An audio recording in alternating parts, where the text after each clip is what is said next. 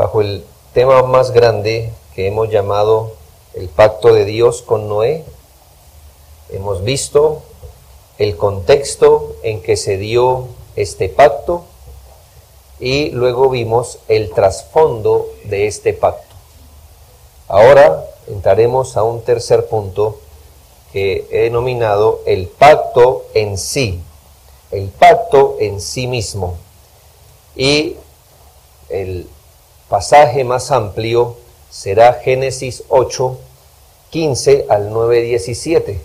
Por supuesto que no vamos a mirar todo ese grupo de textos, pero al menos vamos a ir del 8, 15 al 8, 22 para mirar el pacto, o al menos en lo que hoy vamos a plantear.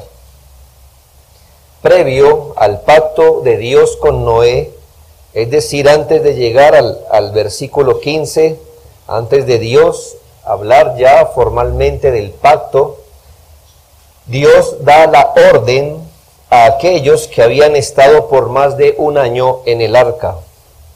En medio de esta orden se dirige a los animales de forma particular, poniéndoles una directriz sobre sus instintos, revelando así su obra o su voluntad más bien soberana para con ellos luego del diluvio. Si usted mira el flujo del texto, cuando el Señor le dice a Noé que salga del arca,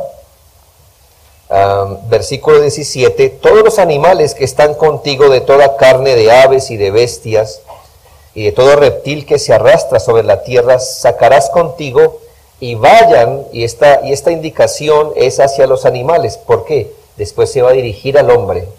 Y vayan por la tierra, y fructifiquen, y multiplíquense sobre la tierra. Noé entiende hacia dónde se está dirigiendo el Señor.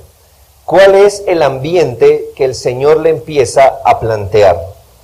Lo invita, piensa en eso, todo lo que hace Dios y todo lo que dice Dios es una revelación de sus propósitos. Así que el Señor invita a Noé a salir del arca. Luego Noé escucha la orden de Dios sobre los animales. ¿De qué? De que además de salir deben multiplicarse abundantemente. Y entonces, ¿qué concluye Noé? Que los propósitos de Dios para ese nuevo mundo no son propósitos de destrucción, sino de bien, de vida. ¿O por qué lo habría hecho salir? ¿Por qué le diría a los animales multiplíquense? Si no es porque quería, ahora en adelante, promover la vida. En respuesta a este acto bondadoso de Dios, es decir, Noé sabe para dónde está yendo el Señor, no es una orden de, como antes, escóndase en el arca, sino salga del arca y los animales multiplíquense. En respuesta a esta misericordia, Noé se postra en adoración detrás de un holocausto sobre un altar, el cual vimos es recibido por Dios no solo por la sinceridad de Noé, sino por la única razón en que los pecadores somos aceptados con nuestras ofrendas, por Cristo nuestro Señor. En su caso, porque el sacrificio que Noé elevó al Señor prefiguraba la sangre del pacto eterno. Y esto nos arroja entonces a la respuesta que Dios da. ¿Cómo respondió Dios? Además de agradarse del sacrificio, porque éste prefiguraba seguramente el sacrificio de Cristo, ¿cómo respondió el Señor? Así que hoy vamos a ver la resolución divina. La resolución divina. Y en la resolución divina vamos a ver 4 asuntos, pero bajo el título La resolución divina. Versículo 21, segunda parte, y 22. Y dijo Jehová en su corazón: no volveré más a maldecir la tierra por causa del hombre, porque el intento del corazón del hombre es malo desde su juventud, ni volveré más a destruir todo ser viviente como he hecho, Mientras la tierra permanezca, no cesarán la sementera, es decir, la siembra y la siega, el frío y el calor, el verano y el invierno, y el día y la noche. Aquí hablamos de lo que Dios se había propuesto determinar para seguir desarrollando el pacto de gracia y seguir revelando el pacto de gracia que luego culminaría y se establecería con Cristo, su muerte y su resurrección.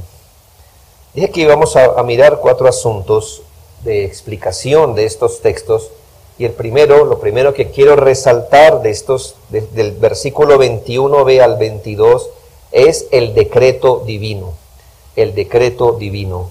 Y lo encontramos allí, y dijo Jehová en su corazón.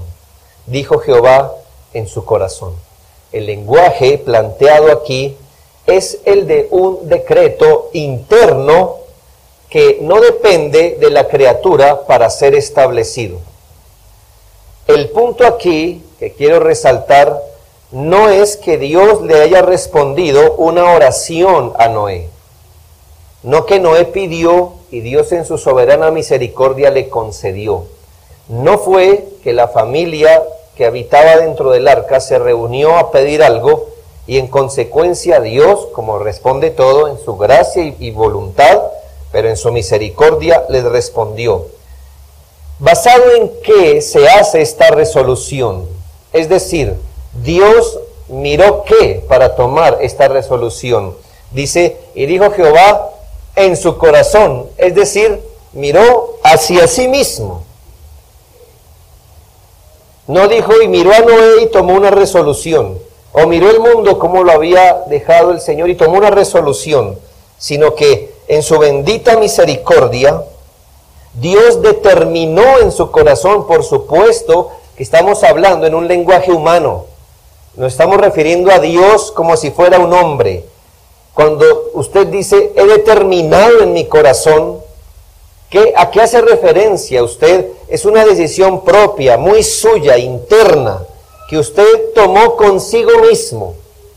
Y aquí el lenguaje que se nos da de Dios es ese lenguaje de decreto, lo que Dios ha decretado en sí mismo y solo bajo el designio de su soberana voluntad. Así Dios determinó lo que va a determinar, lo que vamos a ver hoy, que Él determinó. Y mi punto es, antes de ver qué fue lo que determinó, basado en qué lo determinó, y aquí debemos recordar ese maravilloso texto de Efesios donde dice, aquel que hace todas las cosas, ¿cómo? Según el designio de su voluntad. Dios tiene una voluntad, y esta voluntad se impone sobre todas las cosas. Las resoluciones humanas pueden variar porque son dependientes. Las resoluciones humanas pueden variar, de hecho varían porque son dependientes. Usted puede determinar algo, pero depende de asuntos externos a usted para asegurar que eso se lleve a cabo. Vamos a suponer que usted hizo una siembra. Y usted puede decir, tomar esta resolución consigo mismo, mañana recogeré la cosecha. Pero absolutamente todo, después de esa afirmación, se le sale de las manos. ¿Qué ha pensado? Te dice, mañana recoge la cosecha.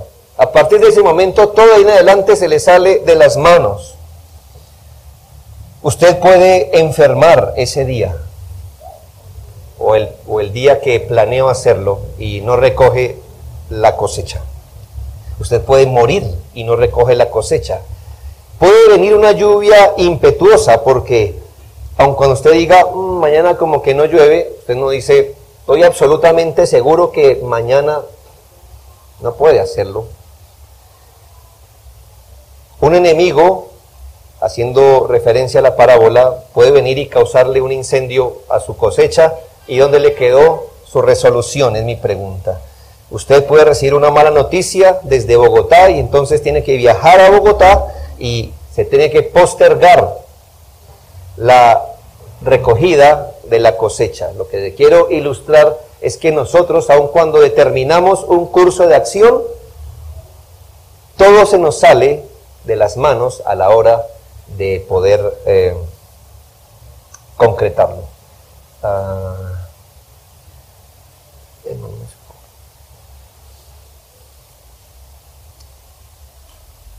Pero con Dios no es así.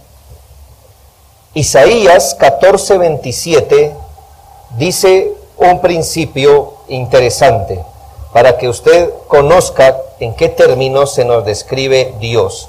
Isaías 14:27 dice: porque Jehová de los ejércitos lo ha determinado, ¿y quién lo impedirá? Y su mano extendida, ¿quién la hará retroceder? Que Dios determine algo consigo mismo, lejos de ser lo más incierto posible, es precisamente la garantía de su exacto y eficaz cumplimiento. ¿Por qué? Porque cuando Dios determina algo consigo mismo, no depende de nada ni de nadie, porque es absolutamente independiente. Él todo lo gobierna. No hay un asunto en la creación que sea más grande que su propia voluntad y poder para llevar a cabo lo que Él ha planeado. Cuando hablamos de los atributos de Dios, estamos a veces más prestos a decir, bueno, dígame los atributos de Dios. Bueno, Él es amor, misericordia, justicia, santidad. No olvide algo, Él es absolutamente independiente. Independiente. Eso quiere decir que Él no depende de nada ni de nadie externo a Él para hacer lo que Él bien ha determinado hacer. Ahora piense el cuadro. Si el cuadro que se le plantea a Noé hacia adelante le causaba incertidumbre o por lo contrario le daba toda certeza, Dios dice, y pensó Él en su corazón. En su corazón. Cuando Él determina algo, cuando Dios para usar el mismo lenguaje de la Biblia, cuando Dios piensa algo en su corazón, esa es la mayor garantía de su cumplimiento. Considere que si el Señor lo hubiera hecho reposar su resolución en la rectitud de Noé, algo como Noé, no volveré a maldecir la tierra por causa del hombre si éste anda rectamente. ¿En dónde estaba haciendo reposar así la resolución él? En el hombre. Y entonces, ¿eso es certeza o era toda la fuente de la incertidumbre?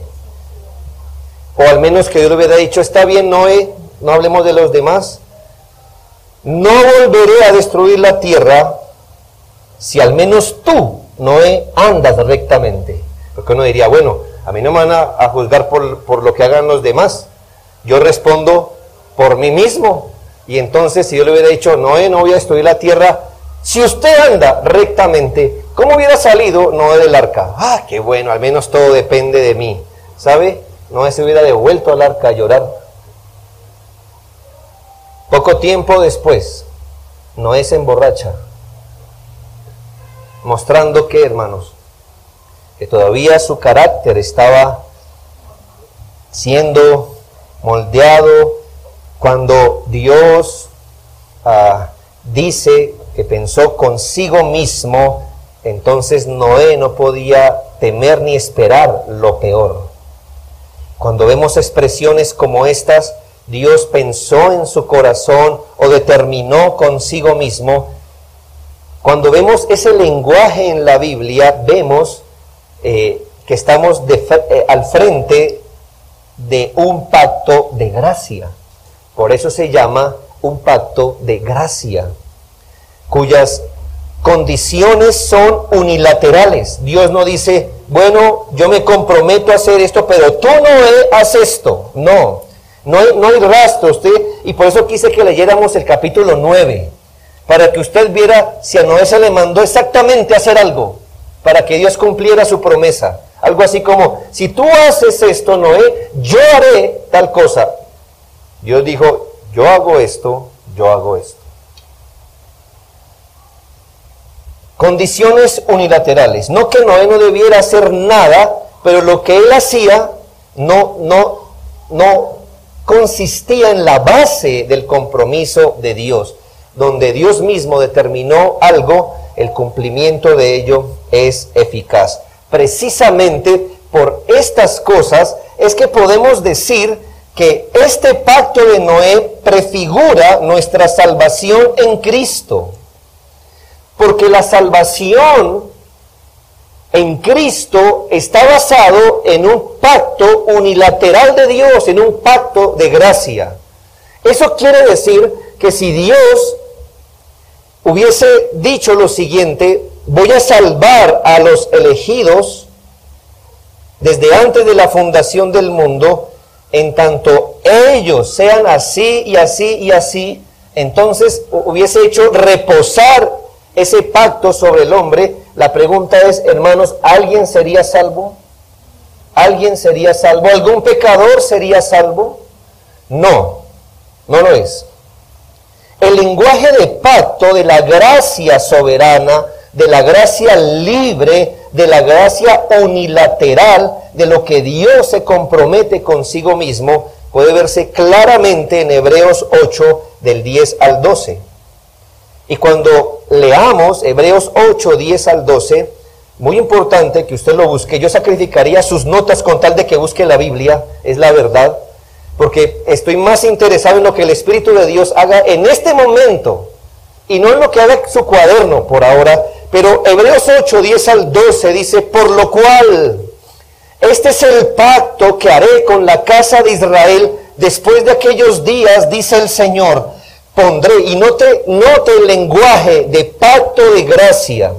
No dice si ustedes hacen yo haré, pero dice pondré mis leyes en la mente de ellos y sobre su corazón las escribiré y seré a ellos por Dios y ellos me serán a mí por pueblo y ninguno enseñará a su prójimo ni ninguno a su hermano diciendo conoce al Señor porque todos me conocerán desde el menor hasta el mayor de ellos porque seré propicio a sus injusticias y nunca más me acordaré de sus pecados y de sus iniquidades.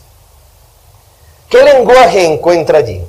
Es un lenguaje de pacto de gracia, es un lenguaje unilateral.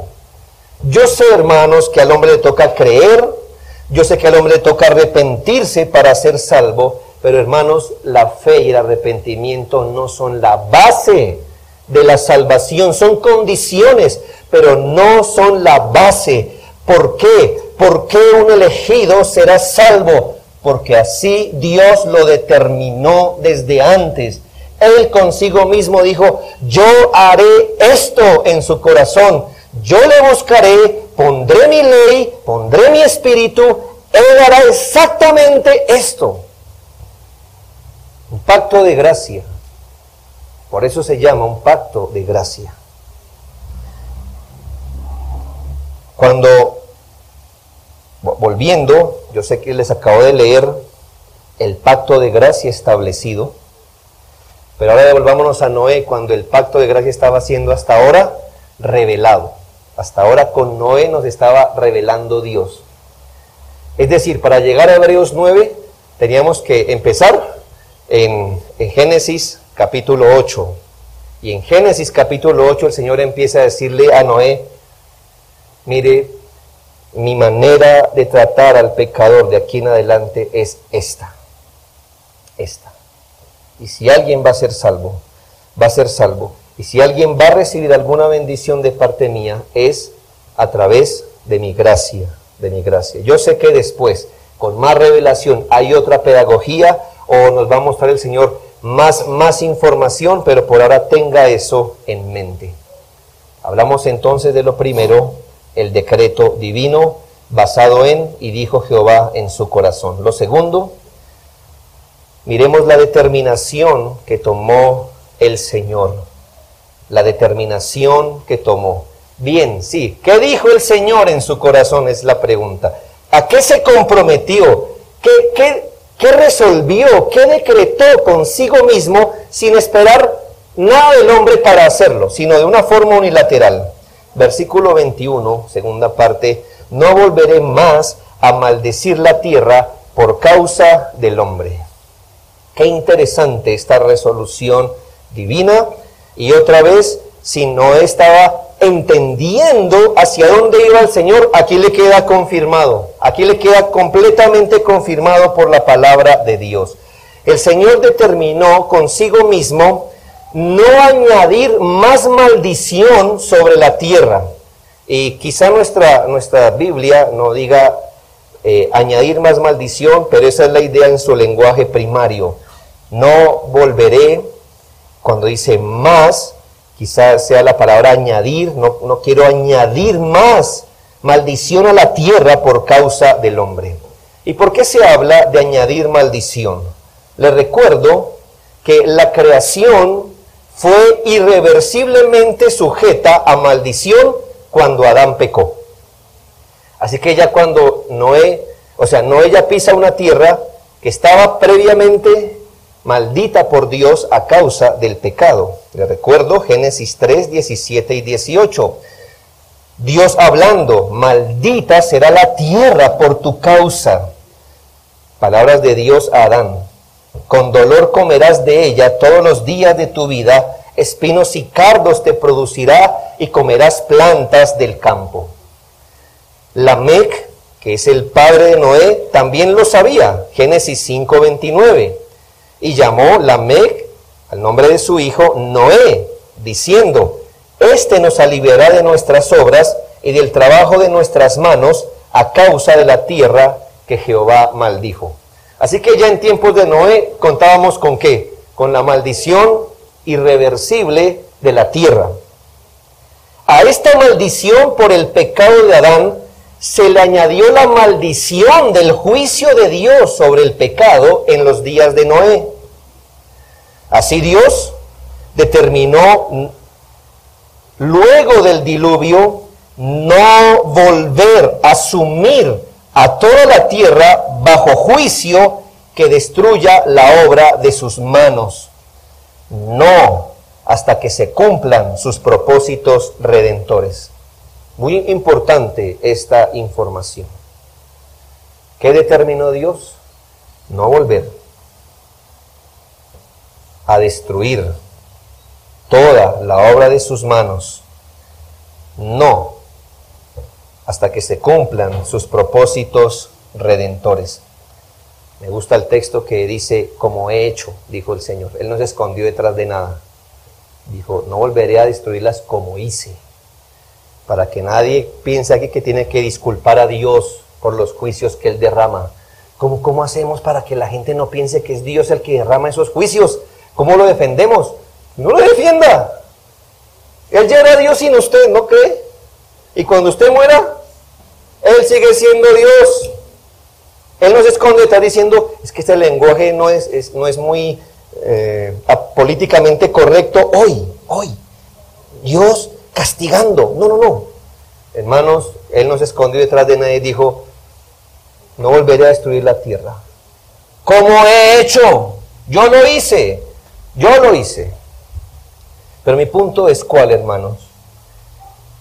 Quitada la maldición en los días de Noé del diluvio, ya el Señor no quiere gravar más la tierra con una maldición más que la que ya tiene. La que tiene desde los días de Adán.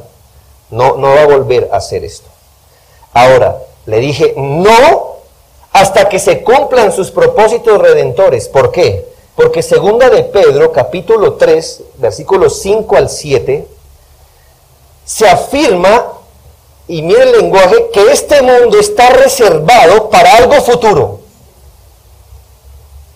Está reservado, es decir, Dios lo está guardando, lo está, dice reservado, ¿no? Como lo está aguantando, el Señor está aguantando este mundo para algo en el futuro. Segunda de Pedro 3, 5 al 7.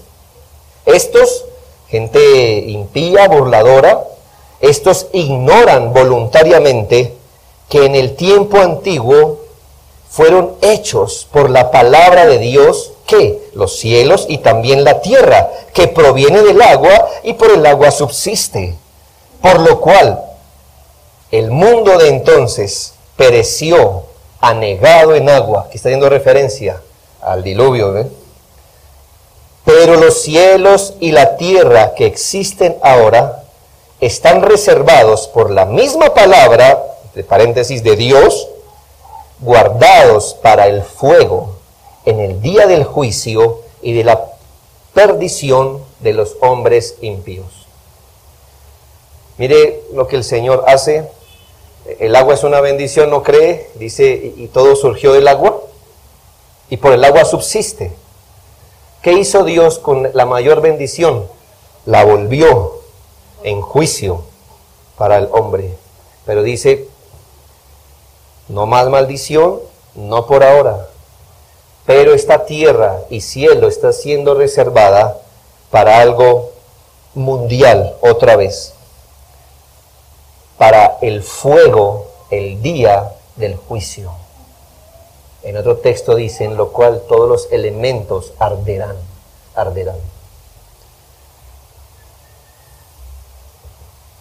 Este mundo, como usted lo conoce, va a ser pasado por fuego real. Esto es real.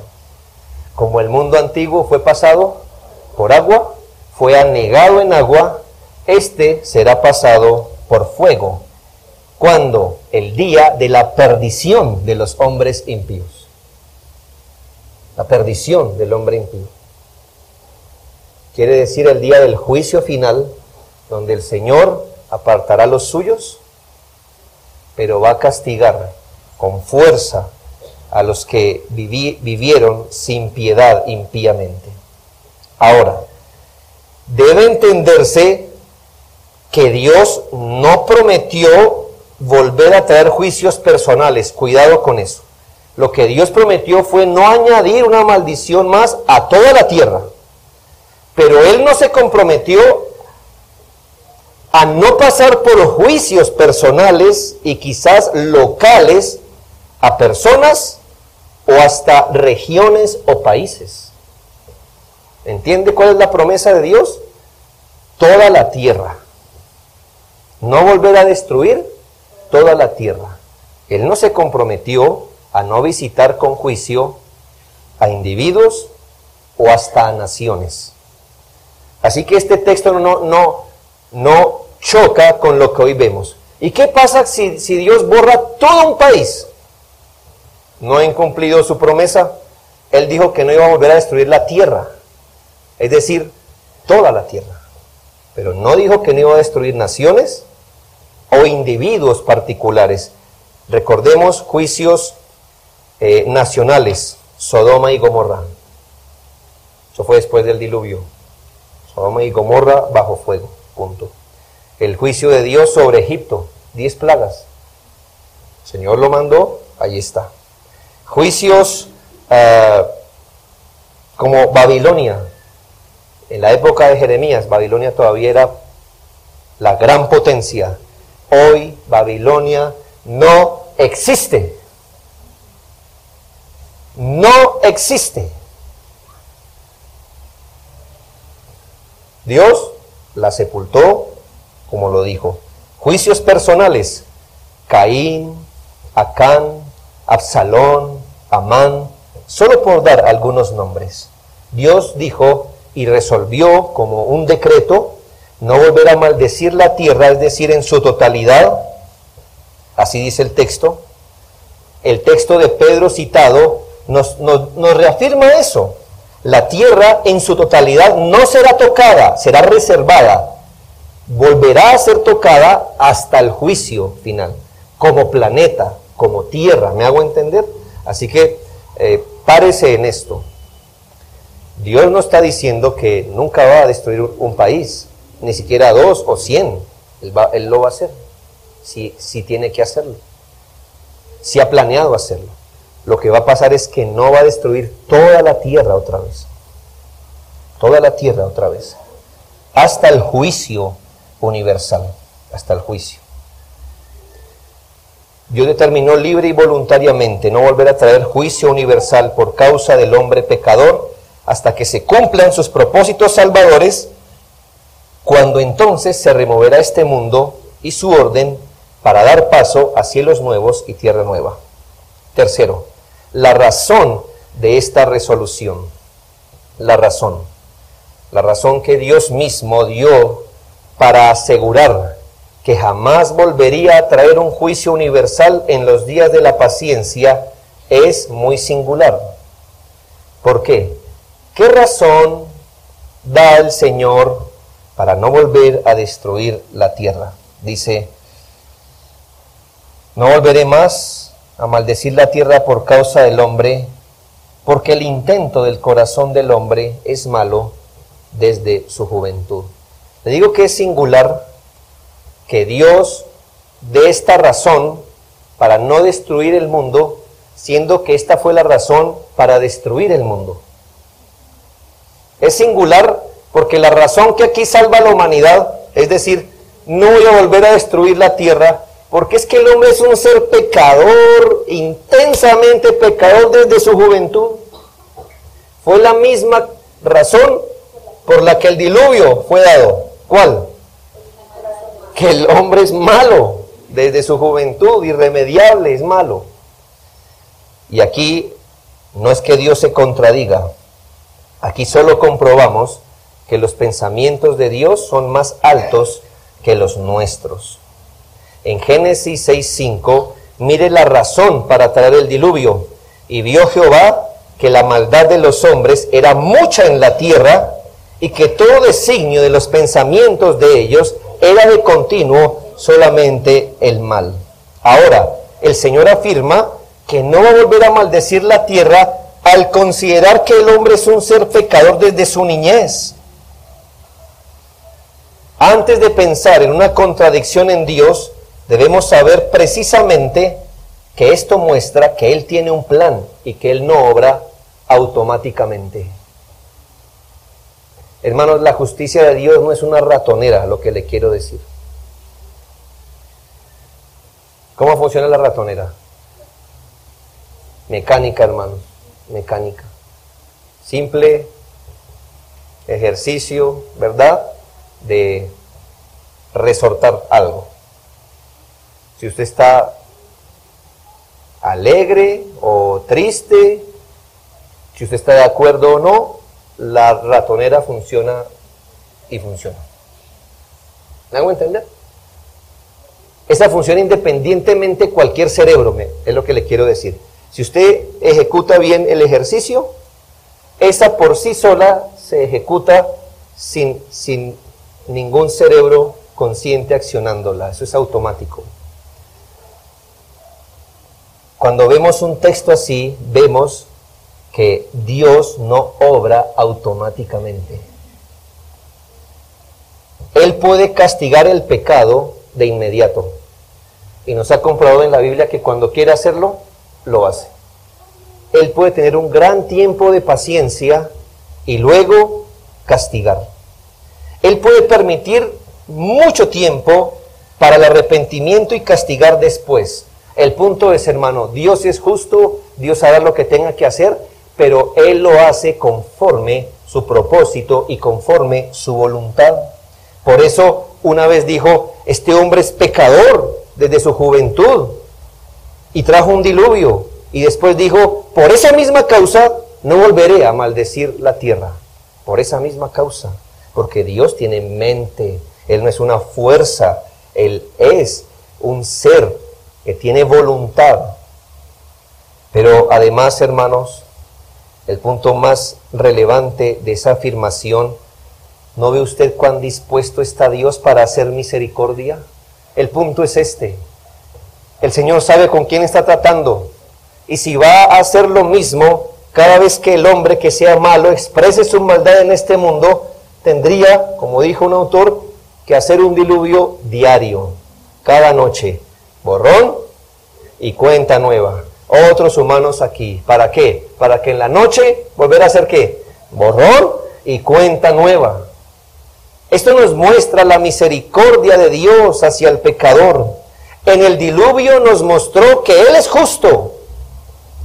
En la resolución postera, que es misericordioso.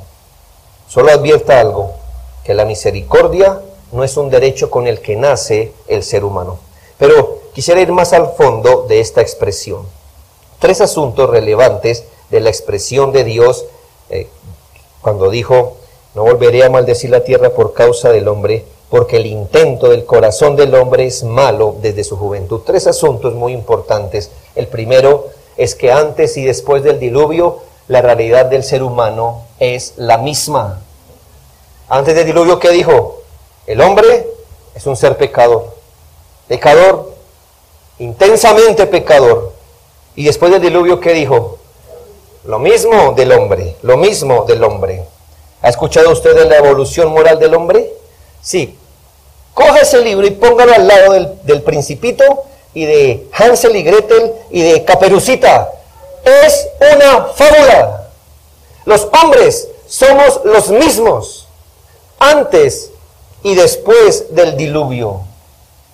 Usted debe advertir que juicios y calamidades, así sean severas, impactantes y dolorosas, pueden llegar a producir miedo en el hombre, restringir algunos malos actos, pero jamás cambiará el corazón de las personas. Usted puede decir: este está buscando que un día tenga un accidente, y lo verá como Dios lo humilla. Ese hombre puede levantarse o quedar postrado. Eso solamente cambiará algo en su corazón, algo como que le dará miedo a hablar contra Dios, cosas así, pero nada, calamidades, juicios personales, mundiales, lo que sea, no cambia el corazón de las personas. No lo cambia. Si había un acto para cambiar, digo yo, el corazón de la gente, ¿no era el diluvio? Usted se hubiera echado para atrás, se hubiera dicho: ahora sí cambió, Señor, ahora sí cambió. Pues no, después del diluvio, nada cambió en el corazón del hombre. Sí, Dios a veces hace eso con el ser humano. Le deja sus recuerdos. Pero Él sabe qué hace con eso. A veces refrena un poco la maldad, pero no se cambia el corazón de nadie. Usted puede hacer que un tigre tema ante el látigo, una vara o un bastón de descargas eléctricas.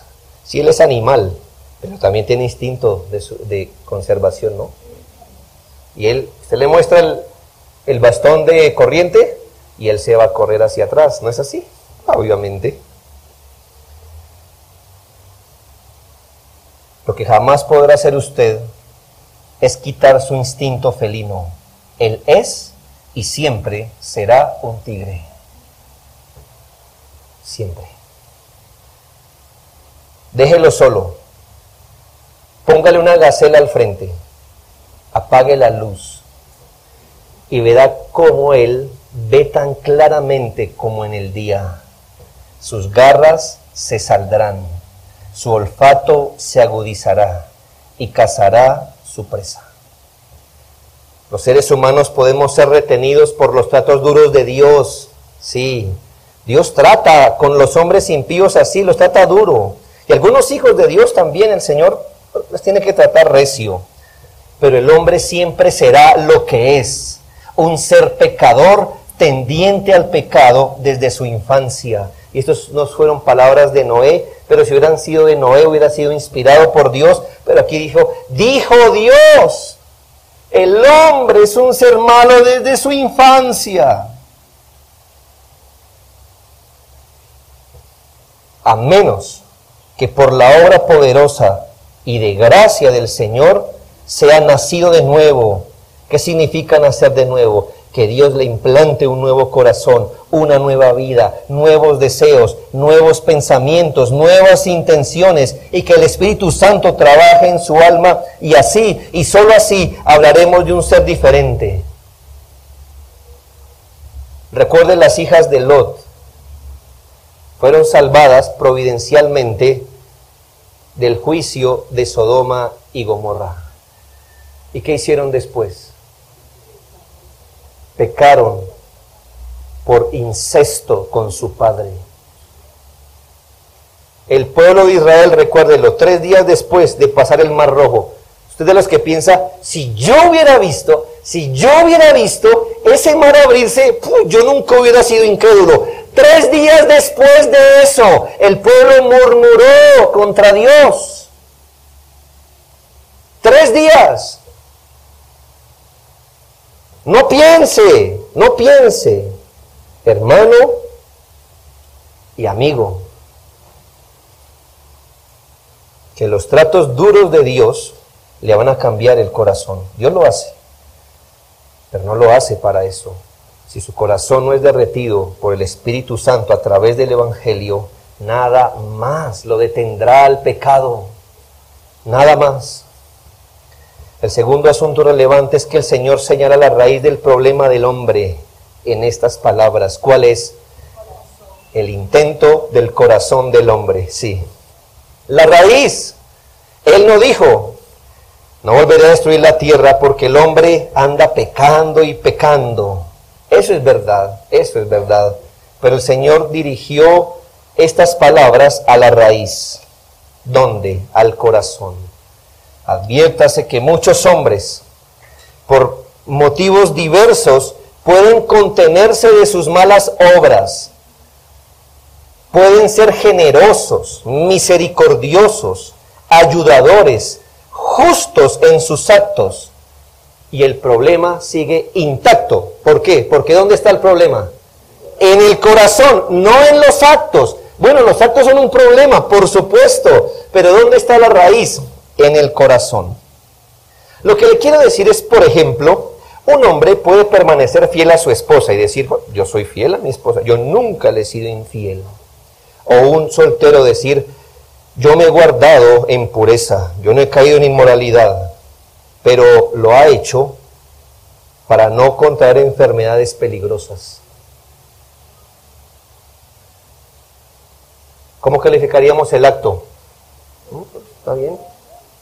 Está bien. ¿Y el corazón? Malo.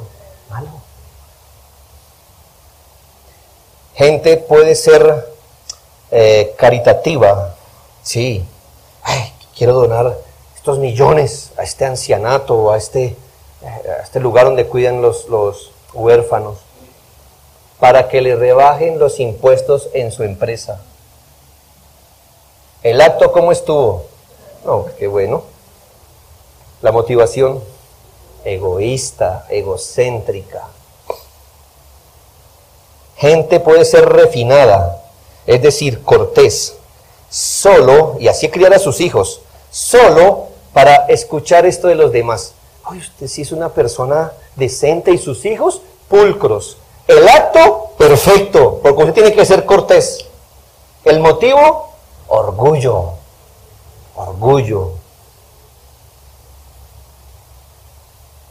Empleados son cumplidores solo para que no los echen. Yo soy cumplidor, trabajo mis 8 horas. ¿Cuál es el motivo? Que no me echen. El acto, bueno. La motivación, mala. Porque si usted es cristiano, ¿por qué debe trabajar? Para la gloria de Dios y el bien de los demás. Hijos se portan bien solo para no recibir el castigo. No, ellos en su corazón no honran a su papá. Ellos piensan mal de su papá, piensan mal de su mamá, creen que ellos son injustos, son malos, pero se portan bien para no recibir castigo. El acto, bueno, la intención, la motivación, mala desde su niñez. Desde su niñez. Pero profesos cristianos, ¿sabe qué? Podemos adorar, ofrendar, leer la Biblia y hasta orar solo por nosotros mismos, para tener que decir ya voy en Isaías, ya vamos en Jeremías, para poder lidiar con su conciencia y decir al menos oro. Ellos no piensan en la gloria de Dios, en el bien de sus hermanos. Aquí comprobamos que no les mueve el amor de Dios, su honor y su gloria, ni el deseo de honrar la ley, ni de hacer bien al prójimo. Es solo una exhibición de autopreservación, egoísmo, individualidad. Y eso lo hacemos desde la tierna infancia. Ególatras, amor a nosotros mismos por encima de lo correcto. ¿Dónde está el problema? Que el hombre es malo desde su corazón. El corazón. Y tercer asunto relevante es que la bondad de Dios aprovecha el pecado del hombre para revelarse en su plenitud. La bondad de Dios aprovecha el pecado del hombre para revelarse en su plenitud. Hermanos, las muestras de la misericordia divina aquí no salen de la bondad del ser humano. Dios no dijo: no volveré a maldecir la tierra, he visto al hombre y es tan bueno que seré bueno con él. ¿De dónde se levanta la misericordia de Dios al considerar que el hombre es un ser pecador? Esto hace brillar su bondad en su máxima expresión, porque Dios nunca es bueno con los buenos. Usted dirá: eso me parece injusto, que Dios no sea bueno con los buenos. Muéstreme un bueno, muéstreme uno. Por eso Dios nunca es bueno con los buenos, porque no hay. Él solo es bueno con los malos. Inclúyase ahí, inclúyase. Eso hace brillar su bondad, porque Dios no es bueno con el que lo ama, hace su voluntad, ni siquiera con los parcialmente malos. Él es bueno con el hombre y decidió ser bueno con el hombre cuyo pensamiento del corazón es malo desde que puede tener fuerzas para pecar. Si Dios quisiera solamente vindicar la honra de su santidad y justicia, tendría que enviar un diluvio cada día. Pero aquí, sin sacrificar su santidad y justicia, pero reteniendo por un tiempo la expresión final de su justicia hasta la consumación de sus propósitos, deja correr sus propósitos en una tierra bajo maldición y en medio de hombres pecadores. Dios se comprometió, aunque si iba a infligir algún dolor a este mundo, lo haría preservando a las criaturas y no las iba a borrar todas. Volvemos al punto.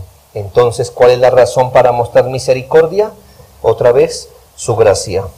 Y por último, no quiero dejarle ir hasta que miremos esto. Cuarto asunto, el mantenimiento de la estructura básica de la creación en sus cadencias naturales. Es un título bien largo, hermanos, pero es que no encontré cómo traerlo más corto.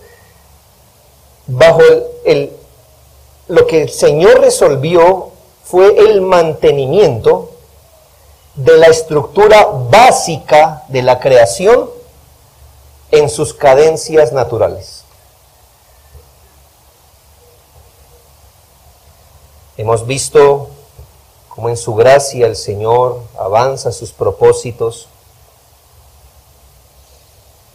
Y aquí hay esto hace parte de su resolución que encontramos en el versículo 22. Mientras la tierra permanezca, no cesarán la sementera y la siega, el frío y el calor, el verano y el invierno, y el día y la noche. Para desarrollar el plan redentor que se basa en la gracia, como estamos viendo, el mundo, de acuerdo a la resolución divina, iba a ser divinamente preservado y mantenido en su estructura básica. En otras palabras, yo le preguntara a usted, ¿por qué el mundo fue y está y será mantenido divinamente preservado en su estructura básica? ¿Usted qué me diría? Para el desarrollo del plan redentor. Ese es el único motivo que hace que Dios todavía mantenga este mundo y lo mantenga en el orden que usted lo conoce. De antemano aclaro lo que quiero decir con el mantenimiento de la creación en su estructura básica. Hermanos, partamos de algo. que el mundo ya está bajo maldición. Y cuando hablo de orden básico, no estoy pensando en orden perfecto básico, sino en orden básico, partiendo de que la tierra ya está maldita. Eso quiere decir, hermanos, que la creación desde Adán nos ha hecho ver que se altera con frecuencia. Hermanos, esto no es de 10 años aquí.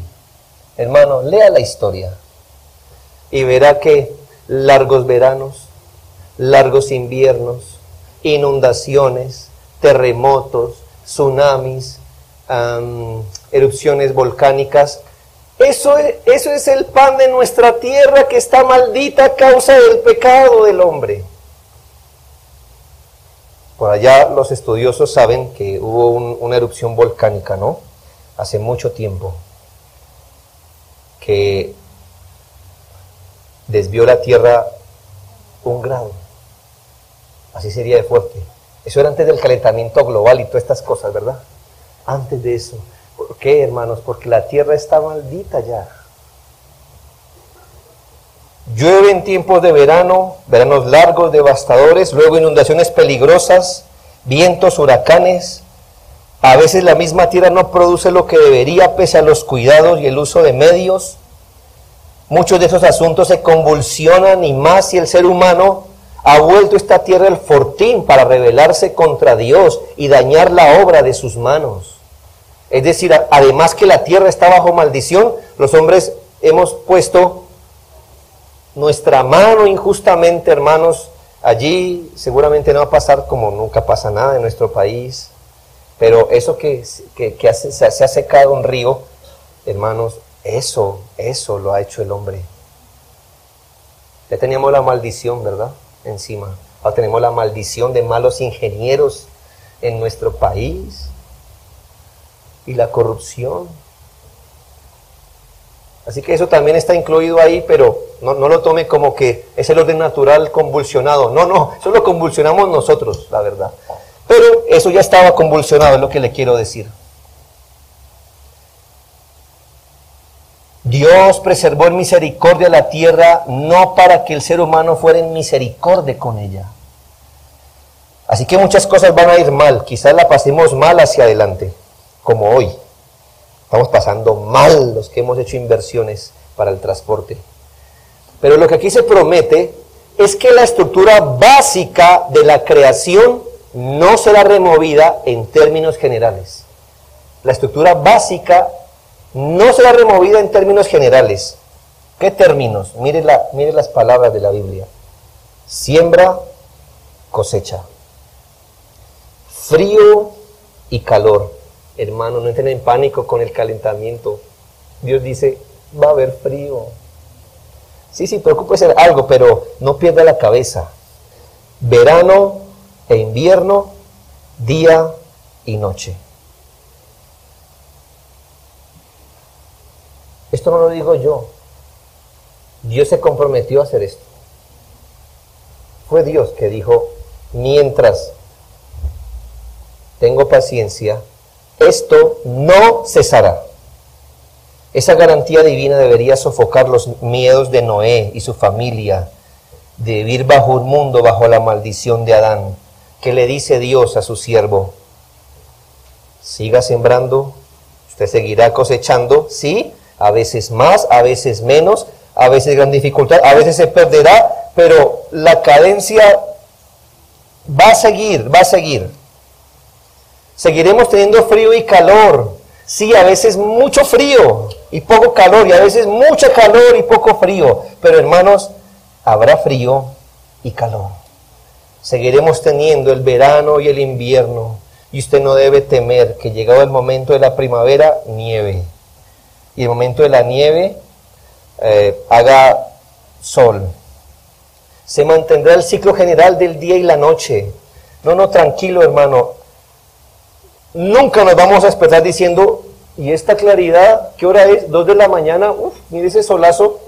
Hermanos, la noche, yo sé que hay noches largas, noches cortas. Sí, yo también entiendo eso. Y tenemos en cuenta los los eclipses y etcétera, todo eso está ahí metido dentro del paquete, hermanos, pero la estructura general va a ser mantenida. ¿Y para qué? Y con esto termino.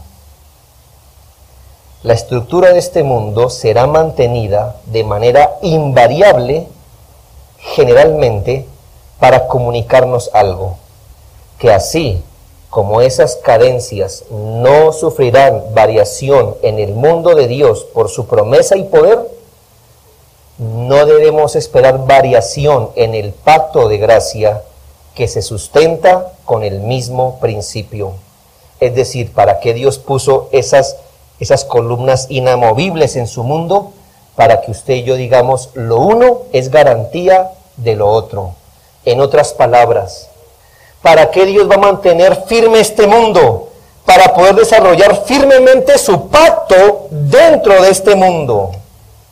No esperas que Dios mantenga firme su mundo y fluctuante su pacto. No. Si mantienes firme un andamio, es para hacer una pared derecha. Y de esto se trata. Si mantienes firme el andamio del mundo, es para hacer derecha la pared del pacto de gracia.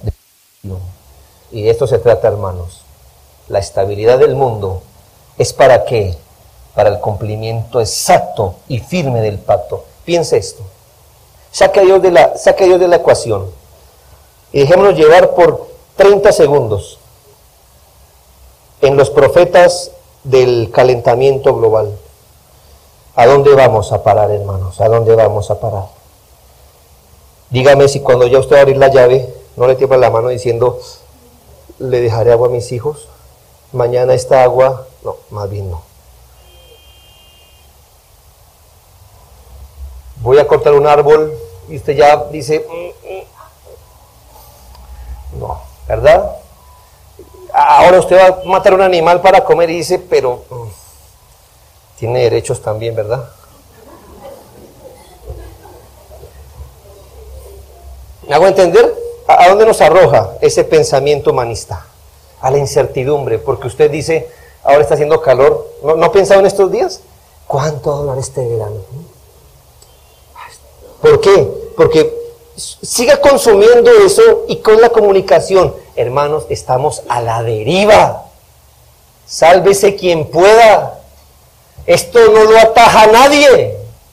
Hermanos, volvamos a Génesis 8 y digamos, este mundo se va a mantener en su estructura básica intacta hasta que se cumpla el propósito de Dios. Yo no estoy diciendo que no la vamos a pasar mal algunas veces. Estoy diciendo que, hermanos,